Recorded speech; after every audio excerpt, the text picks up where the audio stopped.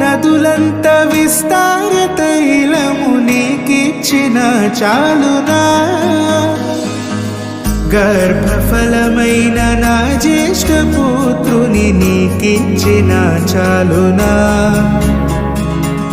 గర్భఫలమైన నా జ్యేష్ఠ పుత్రుని నీకిచ్చిన చాలునా